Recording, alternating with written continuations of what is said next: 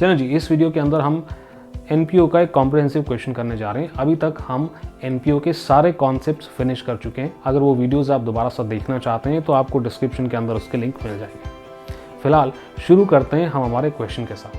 हाय, मैं हूं सीए गौरव सब्रवाल, ए team commerce academy Indore से, और ये है कॉमर्स हसल।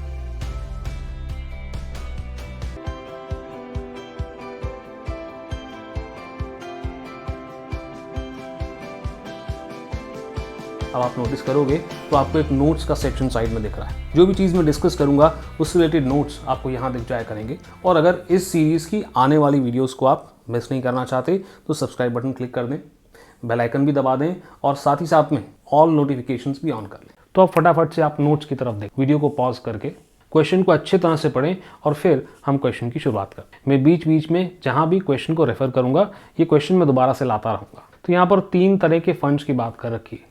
यहाँ पे जनरल फंड्स की या जनरल डोनेशन की मैंने बात इसलिए नहीं करी है क्योंकि उसका हमने शुरुआती वीडियोस में बात कर लिया था और बड़ा सिंपल सा ट्रीटमेंट है कि जनरल डोनेशंस को हम इनकम एंड एक्सपेंडिचर के इनकम साइड के अंदर नोट कर देते हैं।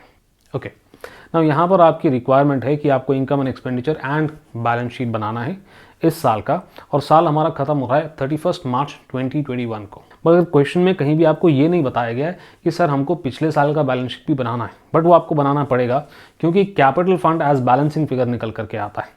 तो पिछले साल की बैलेंस शीट आपके वर्किंग नोट का पार्ट हो जाएगा। सबसे पहले हम शुरू करते हैं इनकम एंड एक्सपेंडिचर अकाउंट से। तो इनकम एंड एक्सपेंडिचर अकाउंट की शुरुआत बहुत ही आसान है। रिसिप्ट्स एंड पेमेंट के अंदर जो भी पेमेंट साइड पे लिखा है आपको उसको लेकर के आना है एक्सपेंडिचर में, और जो भी रिसिप्ट साइड पे लिखा है उससे आपको लेकर के आना है इनकम साइड पे। यहाँ पर आपको ध्यान बस ये देना है कि रिसिप्ट्स एंड पेमेंट अकाउंट के ओपनिंग क्लोजिंग बैलेंसेस को आप बिल्कुल टच नहीं करेंगे, और कैपिटल नेचर के आइटम्स यहाँ पर आपको बिल्कुल भी टच नहीं करने। वो आइटम्स कौन से हैं हम ऑलरेडी कॉन्सेप्चुअल वीडियोस के अंदर डिस्कस कर चुके हैं। फिलहाल इस क्वेश्चन के अंदर हम उस चीज़ को सॉल्व करके देखते हैं। यहाँ पे सिर्फ 2 ही आइटम्स हैं, सब्सक्रिप्शन और सैलरी, जिससे रिलेटेड आपको ओपनिंग और क्लोजिंग आउटस्टैंडिंग बैलेंस दे करके रखा है। तो देखिए दोनों के अंदर हम सेम ही ट्रीटमेंट करेंगे। पहले हम एक्सपेंडिचर साइड देखते हैं। एक्सपेंडिचर साइड के अंदर सारी आइटम्स जो रेवेन्यू नेचर की थी एज इट इज़ हमने ट्रांसफ़र कर दिया। आप देखें रेंट हमारा एज इट इज़ ट्रांसफ़र हो गया।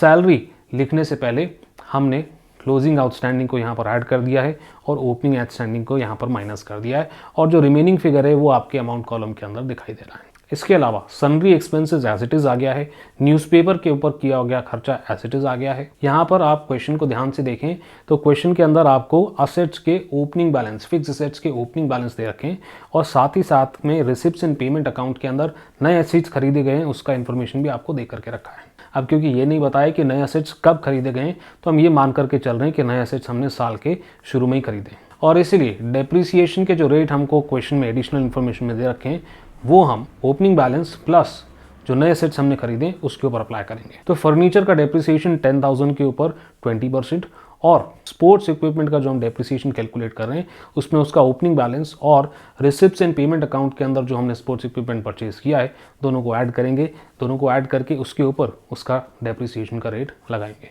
तो अब अगर आप देखें 11th से कितना रिलैक्स्ड है, यहाँ पर सिर्फ आपको आउटस्टैंडिंग, एडवांस और उसके साथ डेप्रिसिएशन, ये 3 ही कॉन्सेप्ट देखने के लिए मिल रहे हैं। बाकी के सारे कॉन्सेप्ट जैसे कि बैड डेब्ट्स या प्रोविजन वो सब तो यहाँ पर है ही नहीं।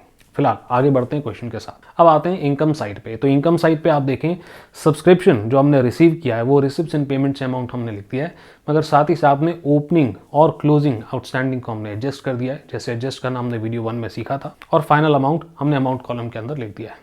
इसके अलावा इंटरेस्ट एज इट इज़ हमने लिख दिया है। डोनेशन, क्योंकि ये नहीं लिखा है कि ये किस चीज़ से रिलेटेड डोनेशन है, हम इसको जनरल डोनेशन मान करके इनकम साइड के अंदर लिख रहे हैं। वैसे ही मिसलेनियस रिसिप्ट्स और सेल ऑफ ग्रास हमने एज इट इज़ ट्रांसफ़र कर दिया। फिर क्या, इनकम कॉलम का टोटल किया और एक्सपेंडिचर कॉलम से आप माइनस करेंगे तो आपका सरप्लस निकल करके आएगा। तो ये हो गया हमारा इनकम एंड एक्सपेंडिचर अकाउंट। अब हम ओपनिंग यानी कि पिछले साल की बैलेंस शीट से शुरू करते हैं। यहाँ पर आप देखेंगे तो ओपनिंग बैलेंसेस आपको एडिशनल इन्फॉर्मेशन में देकर रखा है, और सिर्फ एक ओपनिंग बैलेंस हमने रिसिप्ट्स एंड पेमेंट से निकाला है, वो है रिसिप्ट्स एंड पेमेंट का ओपनिंग बैलेंस। इसके अलावा हमने इस बात का भी ध्यान रखा है कि ओपनिंग आउटस्टैंडिंग जो सैलरी का है वो लायबिलिटी साइड में आएगा, और जो सब्सक्रिप्शन का है वो असेट साइड में आएगा। बड़ी आसानी से हमें हमारा बैलेंसिंग फिगर कैपिटल फंड यहाँ पर मिल जाएगा, और यही कैपिटल फंड आपका ओपनिंग बैलेंस बनेगा आपकी इस साल की बैलेंस शीट में। अब इस साल की बैलेंस शीट बनाना बहुत आसान है। आपको क्या करना है, पिछले साल की बैलेंस शीट को ही उठाना है और उसके अंदर चेंजेस मॉडिफिकेशंस करते चलना है और आपको इस साल की बैलेंस शीट भी तैयार हो जाएगी। शुरुआत करते हैं रिसिप्ट्स एंड पेमेंट के क्लोजिंग बैलेंस से, जो कैश बैलेंस आपका दिख रहा है। बस फिर क्या, पिछले साल की इन्वेस्टमेंट्स के अंदर इस साल के परचेज ऐड कर दें तो इन्वेस्टमेंट्स आपकी 42,000 से दिखनी शुरू हो जाएगी। वैसे ही फर्नीचर के अंदर डेप्रिसिएशन माइनस करने के बाद 10,000 माइनस 2,000 8,000 आप फिगर लिख देंगे। वैसे ही स्पोर्ट्स इक्विपमेंट के अंदर परचेज ऐड कर देंगे और माइनस कर देंगे डेप्रिसिएशन। और जैसे पिछले साल की बैलेंस शीट के अंदर आपने आउटस्टैंडिंग का ओपनिंग बैलेंस लिखा था, इस बार आउटस्टैंडिंग सब्सक्रिप्शन का क्लोजिंग बैलेंस असेट साइड पे लिख देंगे। अब आते हैं लायबिलिटी साइड पे। तो लायबिलिटी साइड के अंदर कैपिटल फंड का ओपनिंग बैलेंस पिछले साल की बैलेंस शीट से आ जा रहा है। इसमें ऐड कर देंगे सरप्लस जो आपने इनकम एंड एक्सपेंडिचर से निकाला था और आपका कैपिटल फंड का बैलेंस निकल करके आ जाएगा, जो आपको अमाउंट कॉलम के अंदर लिखना है। फिर पिछले साल की बैलेंस शीट देखो, वहाँ लिखा है ना आउटस्टैंडिंग सैलरी। आउटस्टैंडिंग सैलरी का क्लोजिंग बैलेंस है, वो हम यहाँ लिख देंगे। अब बच रहे हमारे आखिरी के 2 आइटम, यानी कि स्पेसिफिक फंड्स, जिसके बारे में रिसिप्ट्स एंड पेमेंट के अंदर बात कर रखी थी। पहला फंड है मैच फंड, जिसके अंदर हमको डोनेशन दे रखा है, कोई ओपनिंग बैलेंस नहीं दे रखा, तो डोनेशन में से हम माइनस कर देंगे इस बार का खर्चा और मैच फंड हमारा अमाउंट कॉलम के अंदर लिख देंगे। और बिल्डिंग फंड के अंदर तो कोई खर्चा है ही नहीं, सिर्फ हमारे पास डोनेशन ही आया है, तो वो donation as it is building fund के नाम से हम बैलेंस शीट में लिख देंगे और बैलेंस शीट का टोटल कर देंगे। तो ये था कॉम्प्रहेंसिव क्वेश्चन। बड़ा आसान है, इनकम एंड एक्सपेंडिचर अकाउंट पहले बनाएं, बैलेंस शीट पुरानी बनाएं ओपनिंग बैलेंसेस के साथ, और उसी बैलेंस शीट के बेसिस पे हमारे इस साल की बैलेंस शीट बना लें। आप अगर चाहते हैं कि सर कुछ और क्वेश्चंस आप सॉल्व कर दें या टीएस ग्रेवाल या किसी भी किताब से रिलेटेड आप क्वेश्चन में फंस रहे हैं, तो मुझे बता दें, मैं हो सकेगा तो उसमें आपकी मदद ज़रूर करूँगा। इस वीडियो के अंदर इतना ही। आई होप आपको इस वीडियो से थोड़ी मदद मिली होगी। अगर वीडियो अच्छी लगी तो लाइक करें, ऐसी ही वीडियोस लगातार अगर आप देखना चाहते हैं तो सब्सक्राइब करें और साथ ही साथ में बेल आइकन दबाकर ऑल नोटिफिकेशंस ऑन करना मत भूलिएगा। अभी के लिए इतना ही। आपके सीए गौरव सर आपको नेक्स्ट वीडियो में मिलेंगे।